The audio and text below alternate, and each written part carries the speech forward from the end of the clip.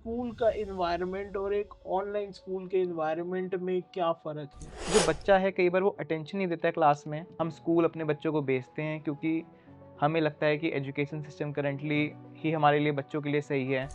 अभी कुछ दिन पहले कुछ स्कूलों के प्रिंसिपल्स को अरेस्ट किया गया था फॉर इंक्रीजिंग और I would say over increasing of fees. आज के टाइम में हर कोई लेविश लाइफ जीना चाहता है। सबको बंगला चाहिए कैमेलियस गुड़गाँव के अंदर करोड़ों रुपए के, सबको बीएमडब्ल्यू गाड़ियाँ चाहिए, सबको आईफ़ोन यूज़ करने हैं और ये सब आता है पैसों से। क्या आपके पर्टिकुलर मॉडल से कुछ फ़र्क आएगा उस चीज़ में? वो चीज़ के लिए फंड्स नहीं आ पा रहे, मतलब बच्चे में थोड़ी उसके पास एक घर है, एक बिजली कनेक्शन है, एक फ़ोन है, बट कैश और फंड्स नहीं है जिससे वो टीचर्स को पैसे देके उनसे काउंसलिंग ले पाए। उनके पेरेंट्स को समझाओगे या मेजर टाइम तो they don't have a parent? Loop holes निकाल के या फिर अपनी इनकम बढ़ाने के चक्कर में वो पूरे सिस्टम और प्रोसेस को फ़ेल कर देते हैं। आज हम लेके आए हैं मिस्टर चेतन गुप्ता जी को। कैसे हैं सर? मैं बढ़िया हूँ। He is the founder of a very new startup जो कि एक बहुत अच्छा सॉल्यूशन लेके आए हैं फॉर हमारे लोअर इनकम ग्रुप बच्चों के लिए।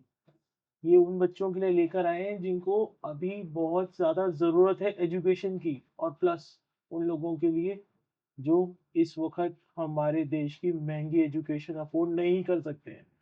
सर, आप क्या थोड़ा बहुत डिस्क्राइब करोगे about your journey and please introduce yourself? नमस्ते सुमित जी, पहले तो मैं आपका धन्यवाद करना चाहूँगा कि आपने मुझे अपने पॉडकास्ट पे बुलाया, मुझे अवसर दिया कुछ बोलने का। तो मैं शुरुआत करता हूँ अपनी जर्नी से। मेरा जन्म दिल्ली में हुआ। जब मैं 1 साल का था, तब मेरे हाथ बर्न हो गए थे। मैंने गर्म पानी में हाथ डाल दिया था, जिसकी सर्जरी 6 महीने चली थी। उसके बाद मेरे हाथ रिकवर कर पाए थे, जैसा कि आप देख पा रहे हो। मेरी schooling Maharaja Agrasen public school Delhi Ashok Vihar से हुई है और हम अशोक विहार से ही शुरुआत में रहते थे और वहीं पे हमारा जीवन निकला है। स्कूलिंग खत्म करने के बाद हमने सीए करने की सोची, तो मैंने सीए में करीब 5 से 6 साल अपने दिए, जहाँ पे इंटर्नशिप हमारी 3 साल की रही और फिर फाइनल में मेरा क्लियर हो नहीं पाया था, तो इसके चक्कर में मुझे सीए ड्रॉप करनी पड़ी। सीए ड्रॉप करने के बाद कुछ हमने जॉब स्टार्ट की, कुछ बिज़नेस स्टार्ट किए। तो अगर मैं अपनी बात करूँ कि मैंने डिफरेंट लाइन्स, प्रोडक्ट्स में काफ़ी काम किया है। करीब 10 से ज़्यादा स्टार्टअप्स में काम किया है। अपने 10 स्टार्टअप्स! 10 से ज़्यादा स्टार्टअप्स में काम किया वाओ है। Sir! Have you listened guys? He is a guy with 10 startups. तो अगर मैं बात करूँ तो जिसमें आते हैं पूल और स्नूकर पार्लर आता है, ज़िप ट्रेडिंग बिज़नेस आता है, प्रिंटिंग सॉल्यूशंस आते हैं।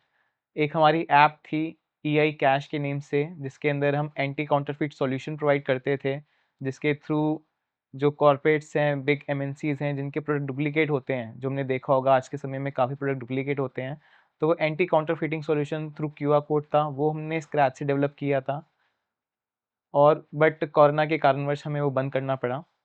ओह!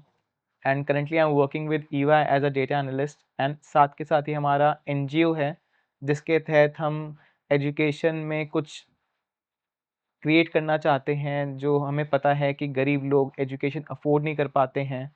इतनी महँगी एजुकेशन है, जिसकी वजह से आप देखोगे आज के टाइम में पेरेंट्स सोशल स्टेटस मेंटेन करने के लिए सुसाइड तक कर रहे हैं। वो महँगी जो स्कूल फ़ीस है, बिल्कुल भी अफ़ोर्ड नहीं कर पा रहे हैं।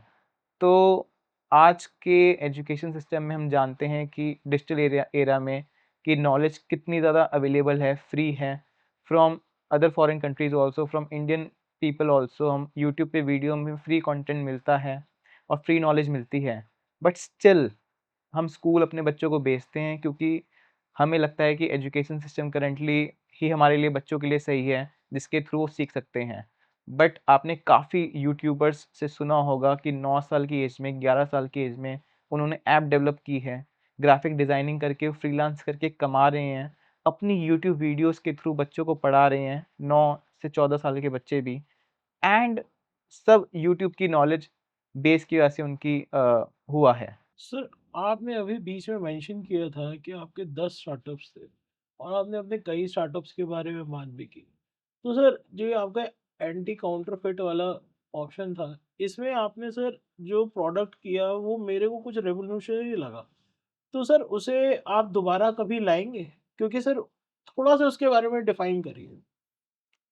जो हमारा प्रोडक्ट था वो anti counterfeit solution through QR codes, जिसके तहत हम जो भी आप देखते होंगे अमूल घी है, ये डेटॉल की साबुन है, वो नकली आती है। तो हम उसके ऊपर एक क्यूआर कोड लगाते थे, वो क्यूआर कोड हर प्रोडक्ट के लिए वेरिएबल होता था। जैसे हम पुराने के टाइम में जब फ़ोन रिचार्ज किया करते थे, तो एक यूनिक नंबर होता था, उसको मैसेज करते थे, तो पता चल जाता था कि ये नंबर एक यूनिक है, जो उनके IME नंबर। एयरटेल रिचार्ज के लिए स्क्रैच करने के बाद वो नंबर मिलता था, वो वो हम मैसेज करते थे जिससे हमारा रिचार्ज होता था। ओके। तो उसी टेक्नोलॉजी के बेस पे हमने वेरिएबल क्यूआर कोड बनाए थे for each and every single product, कि अगर डेटॉल 1 लाख पीस सोप बना रहा है डेली, तो हम 1 लाख पीस उसको क्यूआर कोड डेली उस पे लगाने का हमारा सुझाव था, जिसके तहत वो डुप्लीकेसी रोक सकते थे।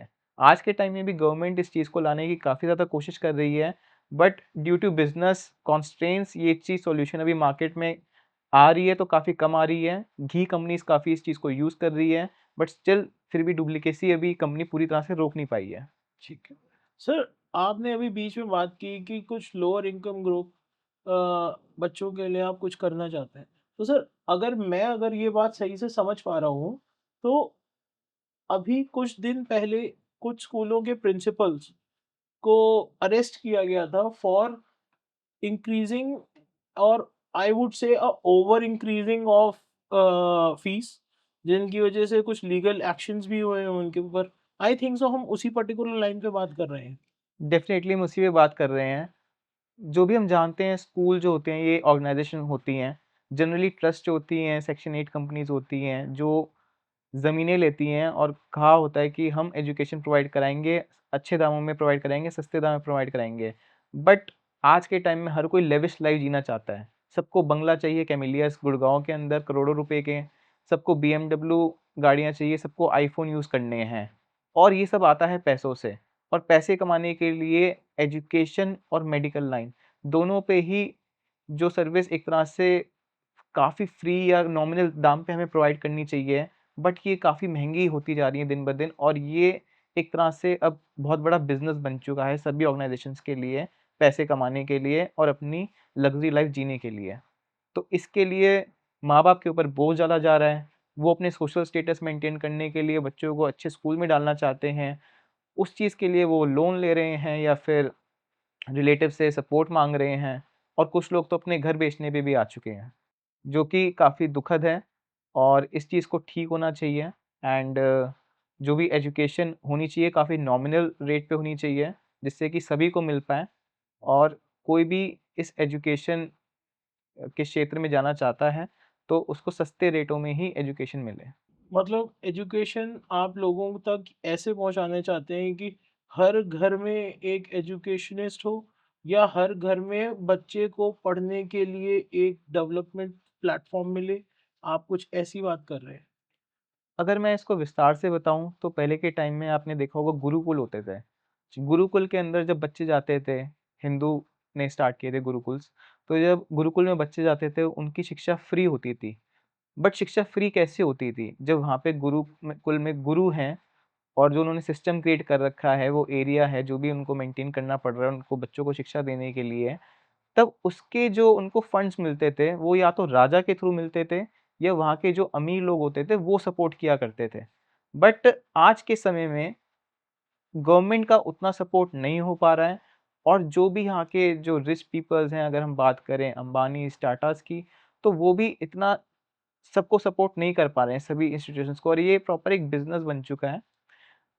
तो हमारा मेन माध्यम जो है कि हम ऑनलाइन एजुकेशन को भी थोड़ा ज़्यादा सपोर्ट करना चाह रहे हैं कि आप कंटेंट हमारा जो प्लेटफ़ॉर्म है द स्किल गुरु फाउंडेशन, उसके थ्रू टीचर्स अवेलेबल हैं काफ़ी ज़्यादा, जो कॉर्पोरेट प्रोफ़ेशनल्स हैं, रिटायर्ड पीपल्स हैं और वॉलंटियर ग्रुप है, जो बच्चों की मदद करने के लिए आगे आए हुए हैं और बच्चे उनके सपोर्ट से आगे बढ़ भी रहे हैं।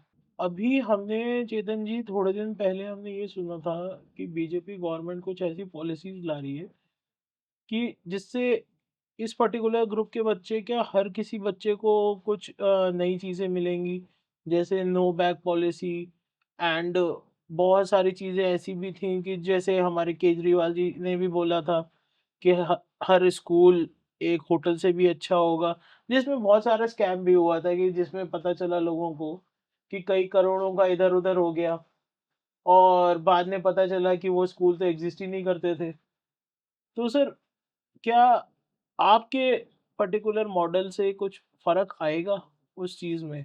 डेफ़िनेटली हम यही चाहते हैं कि वो फ़र्क आए, जो भी अभी धांधलेबाज़ी चल रही है थ्रू आप गवर्नमेंट या फिर अदर गवर्नमेंट्स के थ्रू हम देखते हैं कि फर्नीचर काफ़ी ज़्यादा रेटों पे खरीदा जाता है, जो कि कम रेट हैं और बिल्डिंगें जो कंस्ट्रक्शन है या फिर एसी परचेज़ किया जाता है, बहुत ज़्यादा रेट पे ये परचेज़ करती हैं गवर्नमेंट्स, जो कि सस्ते रेट पे हो सकता है। इसके अंदर काफ़ी धांधलेबाज़ी होती है ट्रू। और कोई भी करप्शन सामने आता है तो दूसरी गवर्नमेंट्स उस पे फिर कार्रवाई करती है। तो सर, अभी आज की करंट की जो हमारी एजुकेशन पॉलिसीज़ चल रही हैं, हमारे माननीय धर्मेंद्र जी द्वारा, तो सर वो पॉलिसीज़ में आपको कुछ लगता है कि कुछ चेंजेस होने चाहिए? देखो, उस पे हम अभी ज़्यादा कमेंट कर नहीं पाएँगे। सरकारें सोचती है, अच्छे के लिए सोचती है, बट कुछ करप्ट पीपल होते हैं जो उस चीज़ में लूपहोल्स निकाल के या फिर अपनी इनकम बढ़ाने के चक्कर में वो पूरे सिस्टम और प्रोसेस को फ़ेल कर देते हैं। तो कोई भी सरकार करती है तो अच्छे भाव से करती है और अच्छे स्कोप से करती है, बट जो भी लोग इन्वॉल्व्ड होते हैं उसके अंदर टेंडर प्रोसेस में या फिर स्टाफ जो इन्वॉल्व्ड होता है गवर्नमेंट के, तो वहाँ पे बहुत करप्शन है। जब तक उस चीज़ को सॉल्व नहीं करेंगे, तब तक वो जो चीज़ प्लान कर रहे हैं और वो चीज़ देना चाहते हैं, वो एंड यूज़र तक मिल नहीं पाएगी।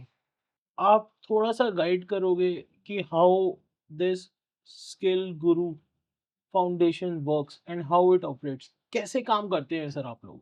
हमारा स्किल गुरु फाउंडेशन बहुत ही एक ईज़ी प्लेटफ़ॉर्म है, जिसके अंदर बच्चा आता है, एक बार अपना साइन अप करता है अपनी ईमेल आईडी के थ्रू, उसकी हम आईडी क्रिएट कर देते हैं। फिर जो भी उसको क्वेश्चन होता है, या वो लिख के या उसकी फ़ोटो खींच के हमारे प्लेटफ़ॉर्म पे जैसे ही पोस्ट करता है, वैसे ही हम इंस्टेंटली उसको एक गुरु मुहैया कराते हैं। गुरु अवेलेबल होता है हमारे पास, जो अपने टाइम के मुताबिक अवेलेबल होते हैं as per the skill, subject और टॉपिक। अगर आपको 6 टू 12th के किसी भी सब्जेक्ट्स का क्वेश्चन है, तो आप वहाँ पे डालिए और कोई भी गुरु आपसे गूगल मीट के थ्रू कॉन्टैक्ट करेगा और हाथों-हाथ आपको सॉल्यूशन देगा, हाथों-हाथ आपको सपोर्ट करेगा। हमारे यहाँ कुछ गुरु मेंटल हेल्थ सपोर्ट के लिए भी रजिस्टर्ड हैं, जो आपको सपोर्ट करते हैं कि आप एजुकेशन से रिलेटेड अगर बात नहीं करना चाहते, कुछ आपको मेंटल हेल्थ इश्यू आ रहा है, मतलब कि आपने देखा होगा बच्चा कहता है कि पढ़ाई में मन नहीं कर रहा, समझ नहीं आ रहा क्या करूँ, मेरा क्या होगा, मैं पढ़ाई में वीक हूँ। तो उस चीज़ का सपोर्ट भी हमारे यहाँ मिलता है, जो कि हमारे गुरु बहुत अच्छे से दे रहे हैं बच्चों को। You mean to say some kind of counselors?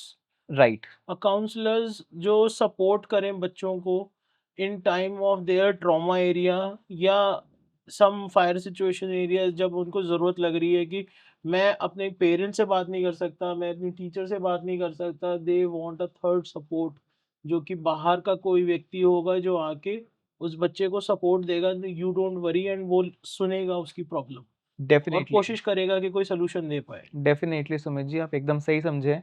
जो हमारा सॉल्यूशन है कि हम भी बच्चे रहे हैं अपने टाइम पे और जब प्रॉब्लम आती थी, हम डरते थे अपने माँ-बाप से कहने में कि कैसे बोलेंगे, मार पड़ेगी।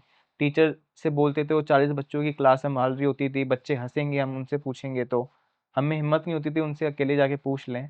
तो ये सेफ प्लेटफ़ॉर्म हमने बनाया है, जिसके अंदर वो वन ऑन वन डिस्कस कर सकता है अपने कोई भी डाउट्स, इश्यूज़, और गुरु जो है हमारे यहाँ रेगुलर सपोर्ट देने को तैयार हैं, फ्री ऑफ कॉस्ट देने को तैयार हैं और हमें बहुत अच्छा लगता है जब हम बच्चों की ज़िंदगी में परिवर्तन देखते हैं। अभी हमारे पास कुछ टेस्टिमोनियल्स आई हैं, जिसमें बच्चे कहते हैं कि हमें बिल्कुल भी नहीं लगा था। हमें बिल्कुल भी नहीं लगा था कि ये स्किल गुरु प्लेटफ़ॉर्म के जो लोग आए हैं हमारे स्कूल में बता रहे हैं कि ये सच में इतनी अच्छी सर्विस दे पाएँगे। बट जब उन्होंने हमारे गुरु से बात करी, अपने डाउट्स उनसे पूछे, तो वो बहुत अच्छे से उनको बता रहे थे और रेगुलर बता रहे थे कि वो पूछते थे कि मुझे इस टॉपिक में समस्या है। तो वो एक बार अगर वो नहीं समझ पाए तो वो 2 बार 3 बार भी समझाते थे और 1 दिन नहीं समझाते थे, पूरे महीने पूरे जो करिकुलम जब तक उनका खत्म नहीं हुआ तब तक उनको समझाते थे। और जब उनका पेपर हुआ तब बच्चों ने ऐसी-ऐसी बातें बताई कि जो मैम आपने पढ़ाया वही पेपर में आया। मेरे रिज़ल्ट आपकी वजह से इम्प्रूव हुआ, तो हमें इतनी खुशी होती है, हम इतना इतना विश्वास होता है हमें इन बच्चों पर कि हमें बहुत ही मतलब हैप्पी सिचुएशन आ जाती है कि जब बच्चे इतने खुश होते हैं, हमने जो स्टार्ट किया था स्किल ग्रुप फाउंडेशन उसका मकसद हमें दिखता है पूरा हो और हम चाहेंगे कि वर्ल्ड के हर एक बच्चे तक ये पहुँचे और सभी बच्चे इसका लाभ उठा पाएँ। तो सर, जब हम वर्ल्ड के बच्चों की बात कर रहे हैं और आई थिंक सो, अभी तक जो हमारा प्लेटफ़ॉर्म है व्हिच इज़ टोटली ऑनलाइन। तो वर्ल्ड में सर बहुत सारे देश ऐसे हैं, क्यों क्यों कुछ और देखिए सर, हमारी नेबरिंग कंट्रीज़ जैसे श्रीलंका हो गया, पाकिस्तान हो गया, बांग्लादेश हो गया, अफ्रीका हो गया सर, कुछ देश तो ऐसे हैं जहाँ पे लोगों को सर 1 किलो आटा लेने में भी दिक्कत है। और सर आप तो एक मोबाइल फ़ोन, एक लैपटॉप उस टाइप के सॉल्यूशंस की बात कर रहे हो, वो बच्चे आपकी पॉलिसी और आपके आपके प्लेटफ़ॉर्म के साथ कैसे जुड़ेंगे? ये एक बहुत बड़ी प्रॉब्लम है सर। आप उसे कैसे डेफ़िनेटली फ़ोकस करते हो? डेफ़िनेटली एक बहुत बड़ी प्रॉब्लम है जो आपने बताई कि लोगों के पास इंटरनेट नहीं है, फ़ोन नहीं है, लैपटॉप नहीं है, तो बच्चे हमारे साथ कैसे जुड़ सकते हैं?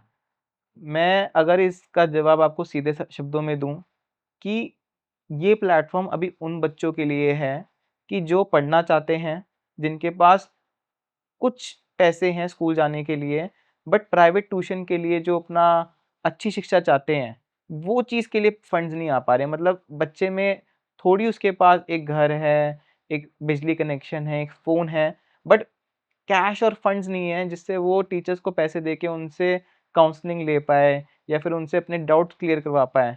तो ये प्लेटफ़ॉर्म वही उन बच्चों के लिए तो है और जो बच्चे आप जिनकी बात कर रहे हो जिनके पास इंटरनेट और फ़ोन नहीं है, तो हम उनके लिए ऑफ़लाइन स्कूल्स खोलना चाहेंगे और उसके लिए हमारा प्रयास भी जारी है।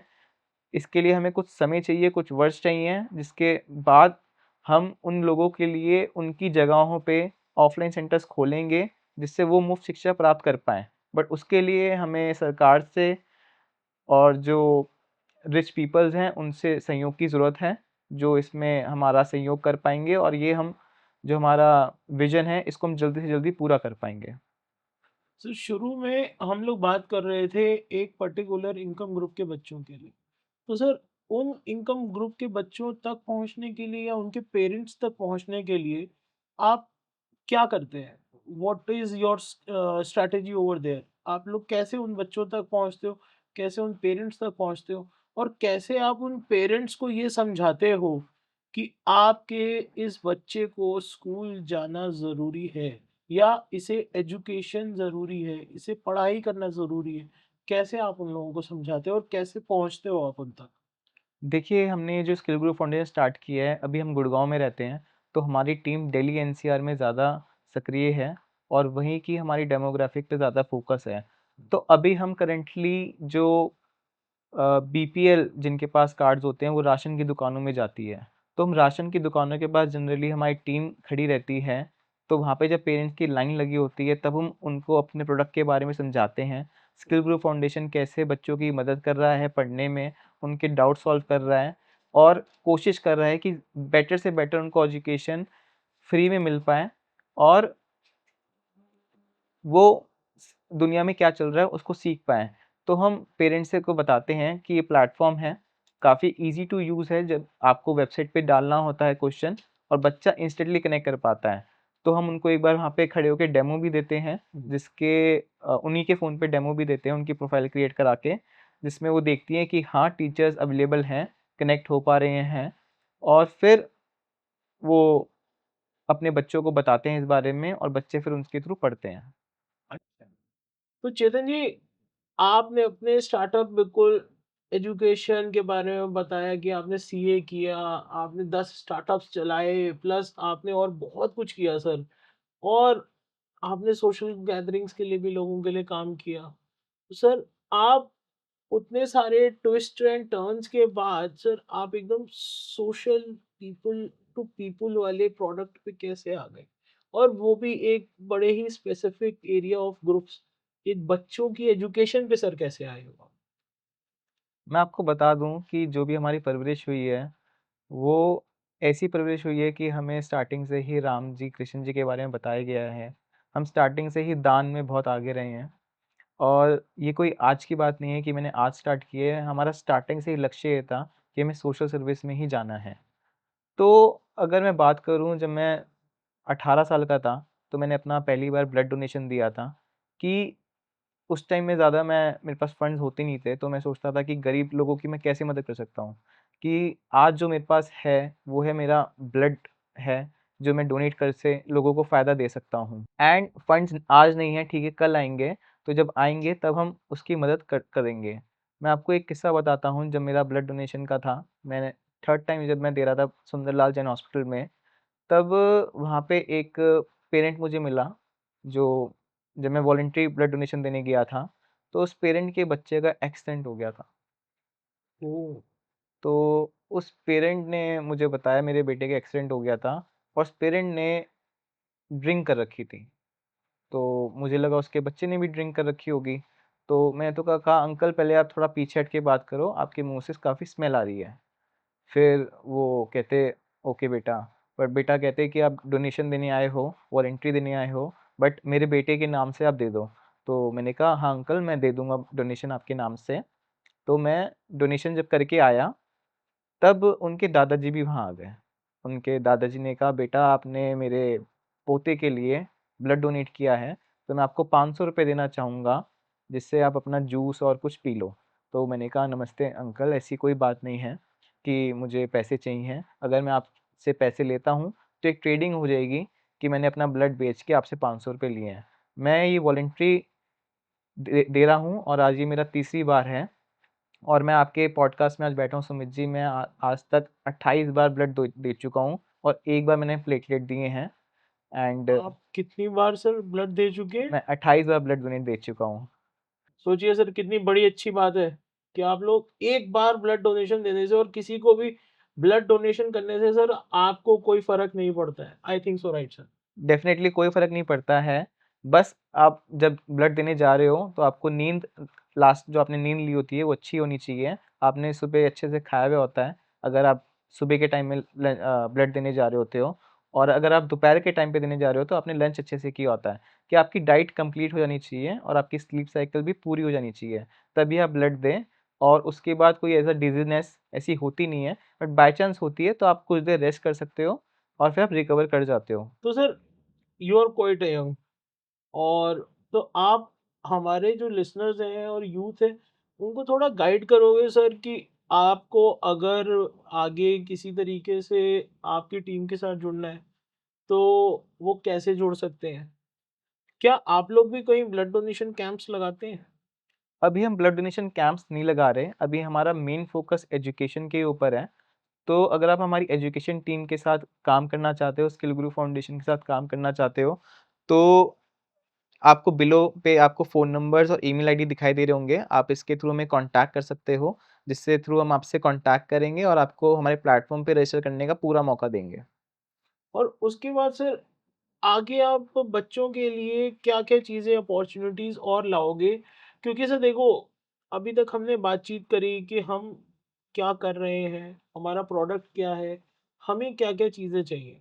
तो आप इस प्लेटफ़ॉर्म को आपने बताया कि आप लोग एक्सपैंड कर रहे हो इंटू ऑफलाइन स्टोर ऑल्सो। तो सर आपको क्या-क्या चीज़ों का सपोर्ट चाहिए अभी हमारे व्यूअर्स से? अगर मैं बात करूँ आपके साथ का, आपके वॉलंटियरिंग आवर्स का, आप फंड्स अगर नहीं दे पा रहे हो, तो कोई दिक्कत नहीं है बट अपना समय अगर आप उन बच्चों को दे पाओ, कुछ 1 से 2 घंटे आप दिन के निकाल पाओ उनके लिए, तो बहुत ही सहूलियत होगी उन बच्चों के लिए और आप उनकी बहुत अच्छी मदद कर पाओगे। जिससे वो जब आगे ग्रो करेंगे, तो बताएँगे कि मेरे गुरु मतलब कि आप लोग थे और आपकी वजह से ही आज वो सक्सेसफुल हो पाए हैं। आप कोई केस स्टडी या कोई एक अच्छा एक्सपीरियंस कुछ ऐसा शेयर करेंगे जो आपके साथ जुड़ने के बाद किसी बच्चे की ज़िंदगी में कुछ चेंज आया हो? अभी जैसे मैंने आपको बताया था कि एक बच्चे की जैसे ज़िंदगी जो चेंज हुई थी, उसके मार्क्स काफ़ी कम आ रहे थे सोशल साइंस के सब्जेक्ट में। जी। जब वो हमारे गुरु के थ्रू जुड़ा, तो जहाँ वो 40-45 नंबर आते थे उस बच्चे के, आज वो 85 नंबर आए हैं उसके परीक्षा के बाद आफ्टर मार्च रिज़ल्ट। तो हमें बहुत खुशी होती है कि हमने उसके बच्चे के लाइफ में काफ़ी बड़ा इम्पैक्ट क्रिएट किया।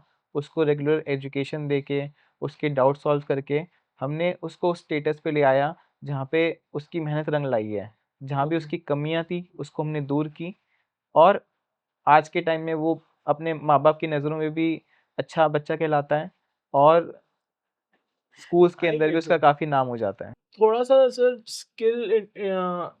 स्किल गुरु के बारे में बात करते हैं। क्योंकि काफ़ी सारी कन्वर्सेशन हो गई कि हम सॉल्यूशंस क्या दे रहे हैं, हम क्या दे रहे हैं। तो सर आप थोड़ा बताइए कि क्या अभी तक आपके पास कोई इन्वेस्टर है? या आप लोग अभी कैसे ऑपरेट कर रहे हो? आप लोग फंड कहाँ से ला रहे हो सर? अभी हम करंटली बूटस्ट्रैप्ड हैं, सेल्फ फंडेड हैं। तो जो भी हमारे ट्रस्टीज़ हैं, जो भी हमारे टीम मेंबर्स हैं, हम अपना ही पैसा इस पे लगा रहे हैं और इस ऑर्गनाइज़ेशन को चला रहे हैं। We are currently also looking for brand collaborations from different CSR activities where they can give volunteering hours और fund us so that we can run this organisation in a better way. Sir तो आप बताएँगे अभी कितने लोग आपके साथ aligned हैं? कितने गुरुज़ आपके साथ अलाइन्ड हैं? और कौन-कौन से ऐसे गुरुज़ हैं जो जुड़ते हैं आपके साथ तो आप लोगों ने लोगों की लाइफ़ में कुछ चेंज लाए हो?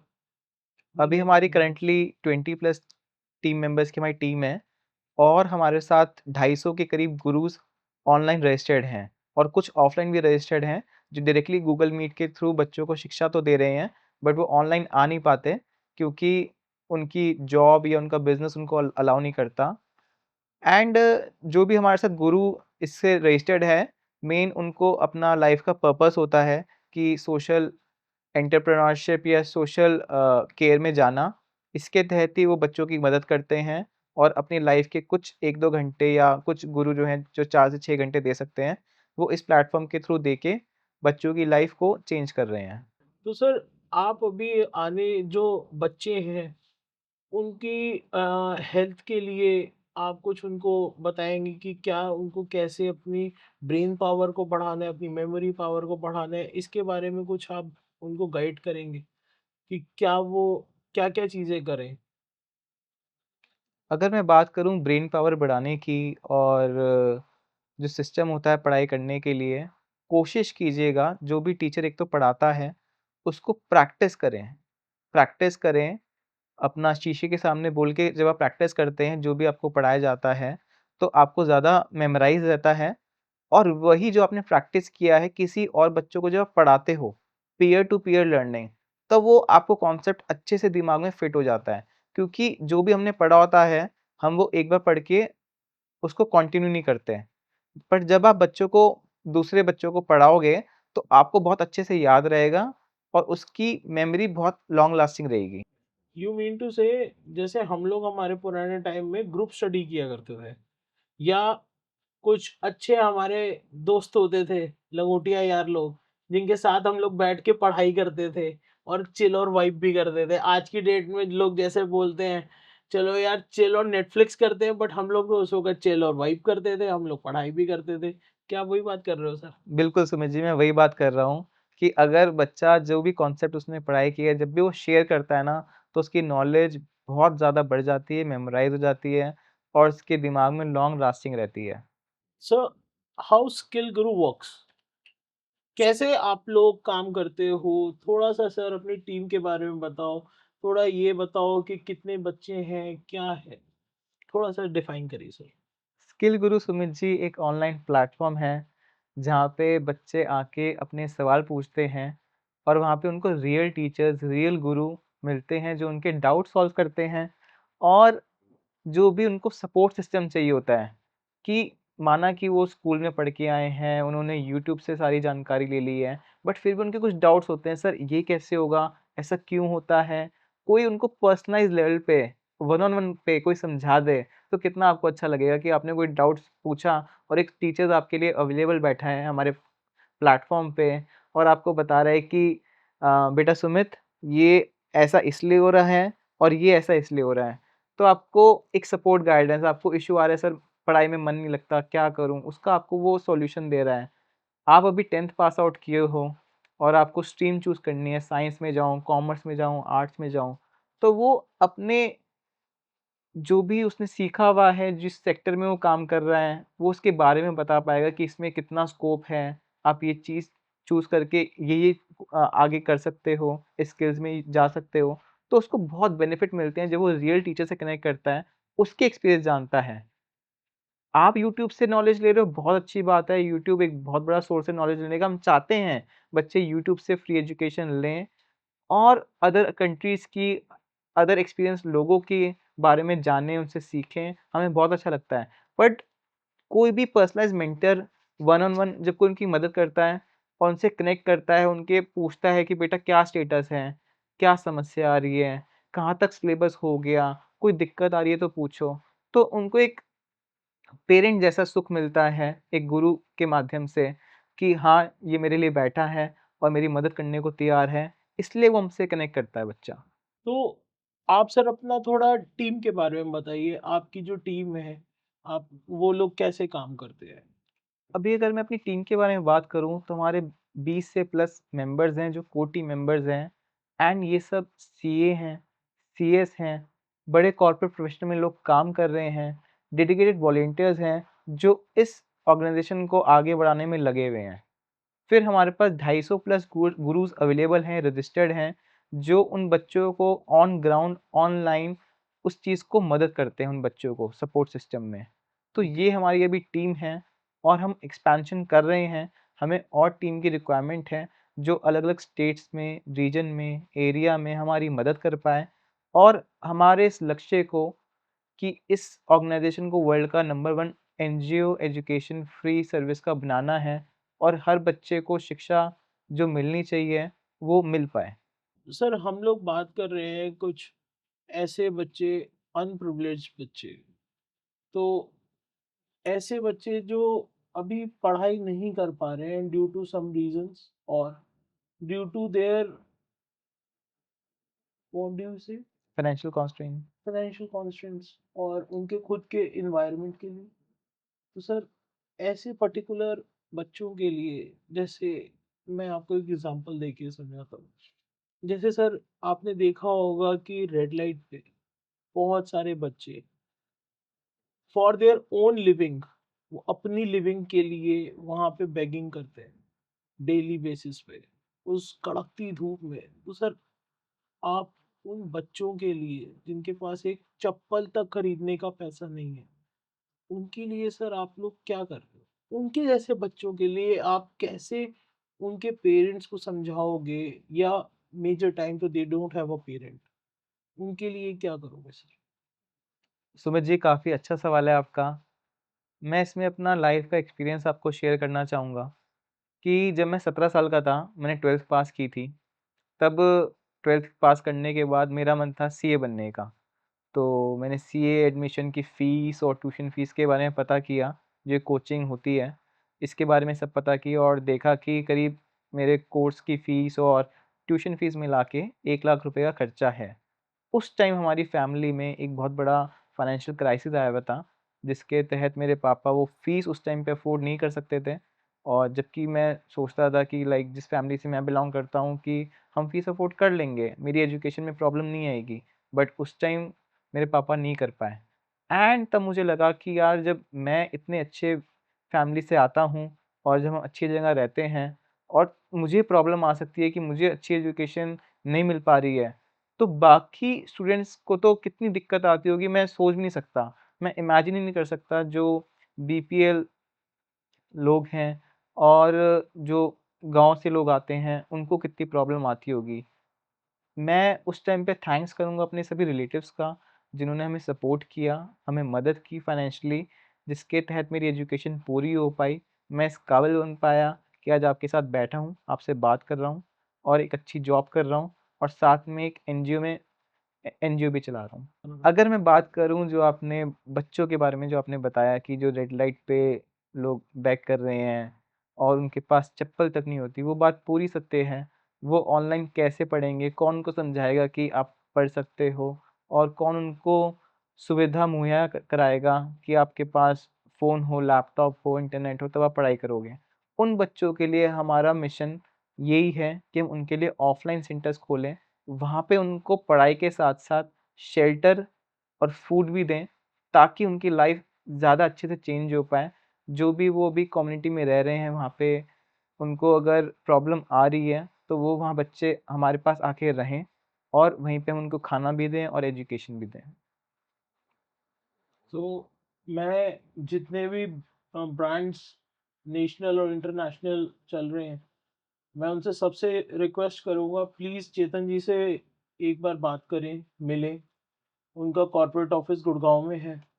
तो आपकी कोई भी सीएसआर एक्टिविटी में इफ़ ही कैन असिस्ट, तो you can go through with him और आप आके उनसे बात कर सकते हैं। अगर आप चाहें तो इनकी टीम आपके ऑफिस में आके एक बार वन टू वन में कॉन्वर्सेशन भी कर सकती है कि आपको ये किस तरीके से सपोर्ट करेंगे फॉर एवरीथिंग।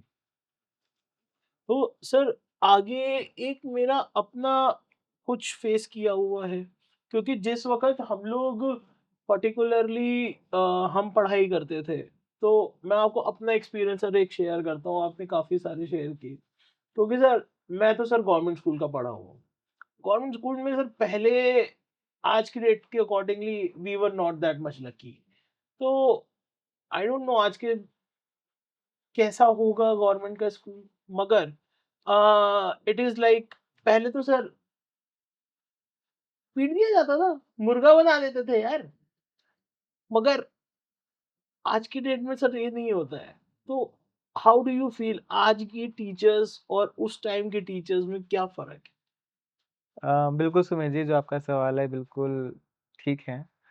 आज के टीचर्स बच्चों पे हाथ नहीं उठा सकते हैं। बच्चों के ऊपर काफ़ी पॉलिसीज़ और सिक्योरिटी का ध्यान रखा जाता है कि उनको फिज़िकली असॉल्ट ना किया जाए, उनको टॉर्चर ना किया जाए। जैसे पहले के टाइम में हमें तो टॉयलेट में भी बंद करके रखा गया है कि हमने होमवर्क नहीं किया था, हमें टॉयलेट में बंद कर दिया था। तो आज के टाइम में वो सब नहीं होता है और क्लासरूम के अंदर भी डिजिटल बोर्ड्स आ गए हैं।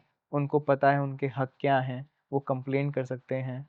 तो ये सब प्रॉब्लम्स जो पहले बच्चों को फेस करनी पड़ती थी, काफ़ी उनकी पिटाई होती थी, तो वो बहुत ही कम हो गई हैं और उस पे काफ़ी एक्शन भी लिए गए हैं, जिसमें टीचर्स को पे एफआईआर भी हुई है और उनको जेल भी हुई है। तो सर अब हम बात कर रहे हैं कि कैसे हमने उन बच्चों के लिए चीज़ें आपने की। तो हाउ मच यू बिलीव, आपको क्या लगता है सर कि एक स्कूल का एनवायरनमेंट और एक ऑनलाइन स्कूल के एनवायरनमेंट में क्या फ़र्क है? और आप बच्चों को कैसे वो सेम एनवायरनमेंट दे पाओगे जो स्कूल में होता है, वो क्लोज़ कॉम्प्लेक्स एनवायरनमेंट, वो आप कैसे दोगे सर? देखिए जो उसके लिए हमने सोचा हुआ है कि जहाँ ऑनलाइन बच्चा जब एजुकेशन ले रहा है, चाहे यूट्यूब के थ्रू या हमारे स्किल गुरु फाउंडेशन के थ्रू, तो वो ऑनलाइन तो कनेक्ट हो पा रहा है, बट उसकी जो पर्सनल ग्रोथ है, जब वो other students, other fellow member से मिलता है, तब उसकी ग्रोथ डिफरेंट होती है। उसको लर्निंग का मौका मिलता है, देखता है वो लोग क्या क्वेश्चन पूछ रहे हैं, वो लोग कैसे चल रहे हैं, वो लोग कैसे बात कर रहे हैं। तो उस चीज़ को इम्प्रूव करने के लिए हमारा कोशिश है कि हम एक क्लब्स, छोटे क्लब्स बनाएँ, उन्हीं के एरिया में। जैसे अगर आप एक 110052 एरिया से आते हो, ये पिन कोड है और आप इस एरिया से आते हो, तो वहाँ पे आपके क्लब हो, जहाँ पे आपकी रेगुलर मीटिंग हो उन बच्चों से और अपने जो भी आपके टैलेंट हैं या फिर जो भी आपके स्किल्स हैं, वो आप उनके साथ शेयर करो, उनसे एक्सप्रेस करो। पब्लिक स्पीकिंग में जाओ, तो जिसके थ्रू आपको वो कम्युनिटी मिल पाए, जिसमें आपको स्कूल जैसा एनवायरनमेंट मिल पाए। ओके, मतलब आप बच्चों को एक प्लेटफ़ॉर्म दे रहे हो वेयर आप उनको ग्रूम करोगे, जहाँ आप उनको सिखाओगे एक उनकी स्किल सेट को बढ़ाने का तरीका। Right, where they can meet and greet each other and share their thoughts about different experience and हमारा उस पे थोड़ा पब्लिक स्पीकिंग पे फ़ोकस रहेगा और उनकी ग्रूमिंग पे फ़ोकस रहेगा, जहाँ पे वो अपने-अपने विचार शेयर करेंगे डिफरेंट टॉपिक्स पे और एक दूसरे के साथ मिलेंगे, जुलेंगे और डिफरेंट कुछ करेंगे। Okay, means there will be a new new gang into the market, जो कि स्किल गुरु वाले लेकर आएँगे, एक नया गैंग होगा जो लड़के का और लड़कियों का होगा, जो कहीं न कहीं जाके कुछ नया करके आएँगे। डेफ़िनेटली हमारा ऐसे क्लब्स बनाने का अ, तो सर आगे एक चीज़ और मैं समझना चाह रहा था कि आगे आपको इस वक़्त जो चैलेंजेज़ आ रहे हैं बच्चों के साथ, जैसे हमने भी बात की सर कि आप बच्चों तक पहुंचने के लिए आप लोग बीपीएल ग्रुप के पेरेंट्स को कैसे केटर करते हो, प्लस आप लोग क्या क्या कर रहे हो और बच्चों के लिए।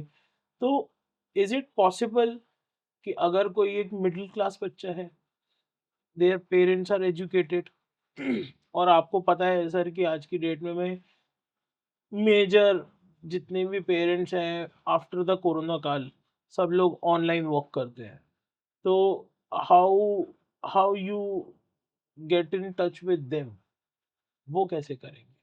इसके लिए हम जो गवर्नमेंट स्कूल विज़िट रखते हैं या प्राइवेट स्कूल विज़िट रखते हैं, इसमें हम कोशिश करते हैं कि हम स्कूल में विज़िट रेगुलर करें, जहाँ पे हम बच्चों को भी एड्रेस करें और पीटीएम के टाइम पे पेरेंट्स को एड्रेस करें। क्योंकि वो हमें एक प्लेटफ़ॉर्म स्कूल प्रोवाइड कर पाते हैं, जिसके तहत हम बच्चों से और उनके पेरेंट्स से जो हमारे टारगेट ऑडियंस है, उनसे हम कनेक्ट कर पाएँ, अपने थॉट्स शेयर कर पाएँ, अपना प्लेटफ़ॉर्म शेयर कर पाएँ और वहाँ पे वो हमें अपने फीडबैक्स, कंप्लेंट शेयर करते हैं, जो भी उनके एक्सपीरियंस शेयर करते हैं, जिसके तहत हम इम्प्रूव भी करते हैं। तो स्कूल्स इसमें ग्रेट रोल पार्ट करता है, हमें उस कम्युनिटी से जुड़ने के लिए एंड फिर हम सोसाइटीज़ में भी कोशिश करते हैं कैंप्स लगा पाएँ, जहाँ पे पेरेंट्स होते हैं बच्चे के, उनको हम शेयर करते हैं अपने प्लेटफ़ॉर्म के बारे में और इसके बारे में पूरी जानकारी देने की कोशिश करते हैं। अच्छा सर, अभी पीछे हम लोग सीएसआर एक्टिविटीज़ की बात कर रहे थे, फंड्स की बात कर रहे थे। तो सर कुछ फैमिलीज़ हैं, कुछ पेरेंट्स हैं, जो या तो आपके खुद के सर्कल ग्रुप्स में हैं या हमारे लिसनर्स हैं, जो आपको कुछ सपोर्ट करना चाहते हैं। तो हाउ दे कैन सपोर्ट? हमारी प्लेटफ़ॉर्म अगर वो फाइनेंशियल नहीं कर पाएँगे, तो वो क्या सपोर्ट कर सकते हैं आपको? देखिए अगर देखिए बात अगर मैं डोनेशन की करूँ, तो डोनेशन एक तो वो कैश या बैंक ट्रांसफ़र कर सकते हैं, जो एक ईज़िली माध्यम है फंड्स देने के लिए। बट अगर आपके पास कैश या बैंक बैलेंस नहीं है, फंड्स नहीं है देने के लिए, तो आप अपने वॉलंटियरिंग आवर्स भी दे सकते हो, अपना टाइम इसमें दे सकते हो, जो बाकी बच्चों की मदद करेगा। अगर बात मैं नेक्स्ट स्टेप की आऊँ, अगर आपके पास कपड़े हैं, मोबाइल फ़ोन्स हैं, लैपटॉप है, जो एक्स्ट्रा है और आपके काम नहीं आ पा रहा, वो भी आप इन बच्चों को दे सकते हो, जिनके पास कई बार वो अपने फ्रेंड्स के या पेरेंट्स के मोबाइल से पढ़ रहे होते हैं, तो उनके पास पर्सनल मोबाइल हो जाएगा पढ़ने के लिए और उसके थ्रू काफ़ी ज़्यादा उनकी हेल्प हो जाएगी। पैसे से ज़्यादा बढ़कर अगर उनके पास फ़ोन या लैपटॉप आ जाएगा ना, तो बहुत उनकी हेल्प हो जाएगी और बहुत आपको दुआएँ देंगे। और सीएसआर गवर्नमेंट्स सीएसआर कंपनीज़ जो करती हैं और गवर्नमेंट फंड्स जो ग्रांट्स देती हैं, उसके तहत मैं यही बोलूँगा कि अगर आप हमारे साथ कोलैबोरेट करें, तो आपको रियल रिज़ल्ट्स हम दिखाएँगे और आपका जो फंड्स है, वो एकदम सही जगह पे लगाएँगे कि जो बच्चों के एजुकेशन में लगना चाहिए, वहीं सारा फंड्स लगेगा। सर ये तो सारी बातें हो गई। अब एक बड़ी इम्पोर्टेंट बात पूछते हैं। जो गुरुज़ आपके साथ जुड़े हुए हैं, उनको जो चैलेंजेस अभी उनको फेस करने पड़ते हैं अपने बच्चों के साथ, क्योंकि मेजर हम लोग जिन बच्चों की बात कर रहे हैं, वो बच्चे हैं जो अपनी परिस्थिति की वजह से पढ़ाई नहीं कर पाते। तो वो गुरुज़ को ऑन ग्राउंड जाना पड़ रहा है, आपने बताया। उन गुरुज़ को कई बार ऑनलाइन भी पढ़ाना पड़ता है। और जैसे हम जानते हैं सर, वो बच्चे कैसे सस्टेन करेंगे, ये बड़ी दिक्कत की बात है। मगर वो गुरुज़ उनके साथ कैसे कोलैब करेंगे या उनके साथ कैसे मिल के उनको आगे अपना ज्ञान उनके साथ शेयर करेंगे? आप ये थोड़ा-सा शेयर। गुरुज़ जो होते हैं हमारे प्लेटफ़ॉर्म पे बच्चों को ऑनलाइन पढ़ाते हैं करंटली और इसके लिए हम ऑफ़लाइन सेंटर्स भी खोलने जा रहे हैं फ्यूचर में। बट अभी जो मेन चैलेंज गुरु हमारे फ़ोकस कर रहे हैं कि फ़ेस कर रहे हैं कि जो बच्चा है कई बार वो अटेंशन नहीं देता है क्लास में। कई बार वो गुरु को बोलता है मैं इस टाइम अवेलेबल रहूँगा बट वो खुद उस टाइम पे नहीं हो पाता। हम उसे कॉन्टैक्ट करने की कोशिश करते हैं बट वो कॉल पे या फिर कोई रिस्पॉन्स नहीं दे पाता। ये सबसे बड़ा हमारा चैलेंज रहता है क्योंकि हमारे जो गुरु होते हैं जब वो ऑनलाइन पढ़ाते हैं, हो सकता है तमिलनाडु में कोई गुरु है और दिल्ली का बच्चा उससे पढ़ाई कर रहा है। तो तमिलनाडु का गुरु यहाँ पे तो आके पढ़ा नहीं सकता बट उसने टाइम बताया था कि इस टाइम पे हम मिलेंगे और कनेक्ट करेंगे और वो उस टाइम पे कई बार रिस्पॉन्स देता नहीं है। तो हम बच्चों से यही कहेंगे कि सबका टाइम कीमती होता है और अगर आप अपने गुरु को बता रहे हो कि इस टाइम मैं अवेलेबल रहूँगा और मैं इस टाइम पढ़ना चाहूँगा आपसे, तो उस टाइम आप रहो। और अगर आप नहीं रह सकते हो तो पहले से उन गुरु को बता दो, जिससे वो उस टाइम पे अपना कोई और काम कर लें और बाद में आपके लिए समय निकाल के आपको पढ़ा पाएँ। तो चेतन जी, आप आने वाले 5 साल में अपने एनजीओ को कहाँ देखते हैं, और आप उन बच्चों तक कैसे पहुँचना चाहेंगे जिनको आपके इस एनजीओ की रिक्वायरमेंट है? अगर आने वाले 5 साल की मैं बात करूँ, तो मैं इस एनजीओ को वर्ल्ड का नंबर 1 एनजीओ बनाना चाहता हूँ, जिसमें हर एक बच्चे को एजुकेशन मिले। वो कोई भी स्किल सीखना चाहता है, कोई भी नॉलेज गेन करना चाहता है, तो वो इस प्लेटफ़ॉर्म को आए और इसके अंदर जो भी गुरु हैं या फिर वीडियोज़ हैं, उनको देख के वो सीखे और पढ़े। इसके तहत अगर हमें आगे बढ़ना है, तो हमें जो एनजीओज़ इस क्षेत्र में काम कर रहे हैं एजुकेशन की फ़ील्ड में या आंगनवाड़ी इस फ़ील्ड में काम कर रही हैं, तो हम उनके साथ भी जुड़ना चाहेंगे, जिसके तहत ये कोलैबोरेशन वर्क रहे और हमारे पास प्लेटफ़ॉर्म पे ज़्यादा से ज़्यादा बच्चे जुड़ पाएँ और जो हमारा मकसद है कि एक लिटरेट वर्ल्ड बन पाए, सिर्फ़ लिटरेसी इंडिया नहीं लिटरेट वर्ल्ड बन पाए, क्योंकि जो भी सारी कंट्रीज़ हैं, अफ्रीका, ऑस्ट्रेलिया, यूएसए, यूके सब हमारे भाई हैं, सब हमारे दोस्त हैं। तो हमें इनके साथ ही आगे बढ़ना है, हमें पूरे अर्थ को, वर्ल्ड को एक मानना है और सभी की शिक्षा, सभी के कल्चर, सभी के स्किल्स हमें एक-दूसरे के साथ साझा करके इस प्लैनेट अर्थ को अच्छी तरह बना के रखना है और इसके अंदर हमें पॉल्यूशन ख़त्म करना है। सर, बहुत सारे एनजीओज़ ऐसे होते हैं जो बच्चों को पढ़ाने के लिए नहीं बुलाते, वो अदर एक्टिविटीज़ के लिए बुलाते हैं। क्या आप चाहेंगे कि वो एनजीओज़ आएँ और आपको सपोर्ट करें? एक्चुअली कई बार other activities like tree plantation drive होती है यस। या फिर प्लॉगेथॉन होती है, जहाँ पे वो कूड़ा उठाते हैं या फिर ओशन क्लीनिंग होती है या फिर छोटे-छोटे तालाब की क्लीनिंग होती है। तो उसके तहत हम ये बताना चाहेंगे कि जो हमारे बच्चे हैं, वो उनकी मदद करें जी। और उनके कार्य को आगे बढ़ाएँ। जो भी हमारे प्लेटफ़ॉर्म पढ़ रहे हैं, हम उनकी इन्फॉर्मेशन उनके जो भी बच्चे चाहते हैं कि इस कार्य में आगे काम करने के लिए हम एनजीओज़ को देंगे कि हमारे यहाँ बच्चे हैं इस एरिया में जो आपकी मदद कर सकते हैं और जब वो हमारे प्लेटफ़ॉर्म पे पढ़ रहे हैं फ्री में और हम चाहेंगे कुछ वो वॉलंटियरिंग आवर्स आपके कार्य जो आप कर रहे हैं, जो इतना अच्छा कार्य कर रहे हैं, पॉन्ड क्लीनिंग का, ट्री प्लांटेशन ड्राइव का और भी सस्टेनेबल एक्टिविटीज़ या हेल्थ सेक्टर में जो आप काम कर रहे हैं, उसके साथ वो जुड़ें और बच्चे अपना सहयोग आपके एनजीओ को भी दें। सर,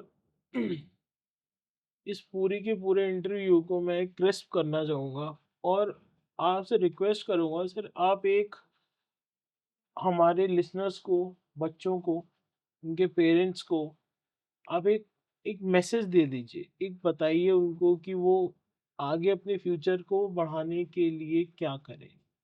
और प्लस आप कुछ ऐसी भी चीज़ें बताइए कि वो आपको सपोर्ट करने के लिए भी क्या करें? देखिए सभी एजुकेटर्स को पहले मैं ये बोलना चाहूँगा कि ये जो एजुकेशन है, हर बच्चे का अधिकार है, हर बच्चे का हक है। इसको एक धंधा ना बनाएँ, अपनी लेविश लाइफ़ जीने के लिए, अपने खर्चे पूरे करने करने के लिए, अपनी बीएमडब्ल्यू गाड़ी, ऑडी गाड़ी या फिर महँगे बंगले खरीदने के लिए इन बच्चों का खून ना चूसें। इनके पेरेंट्स को उस स्थिति में ना लेकर आएँ जहाँ पे इनको सुसाइड करना पड़ रहा है, इनको लोन लेने पड़ रहे हैं। शिक्षा और हेल्थ सेक्टर बहुत ही अ, इम्पोर्टेंट रिक्वायर्ड स्पेस है। इम्पोर्टेंट स्पेस है और इसमें आप इनको धंधा ना बनाएँ। जो भी बच्चे ये पॉडकास्ट सुन रहे हैं, मैं उनसे यही कहना चाहूँगा कि आप पढ़ाई करें, मन लगा के करें और जिसमें आपका मन लगता है, अगर आपका साइंस में जाने का मन है, आपका मैथ्स फील्ड में जाने का मन है या फिर अदर सेक्टर्स होते हैं लाइक आपका स्पोर्ट्स में जाने का मन है, एग्रीकल्चर फील्ड सेक्टर है, उसमें जाने का मन है, तो उसकी आप पढ़ाई कोशिश करके यूट्यूब के माध्यम से, हमारे गुरु के माध्यम से सीखें, जानें और अपने टाइम को ज़्यादा वेस्ट ना करके इन सेक्टर्स पे अभी से आप काम करना शुरू करें, जिससे आपकी लाइफ़ बेटर हो पाए। और सर, कोई अगर आपको मैसेज है तो वो भी आप बता दीजिए, अगर आगे कुछ आपको लगता है कि और कोई सपोर्ट कर सकते हैं किसी को।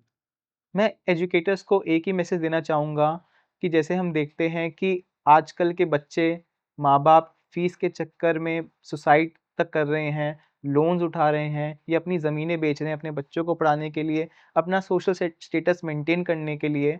तो मैं उन एजुकेटर से एक ही गुहार लगाना चाहूँगा कि उन माँ-बाप उन बच्चों को बख्श दें आप, वो इतना बोझ नहीं उठा सकते, उनका कत्ल ना करें और उनको एक अच्छी लाइफ़ दें, एक अच्छी एजुकेशन के लिए जो भी वो प्रॉब्लम फेस कर रहे हैं, उनको राहत मिले।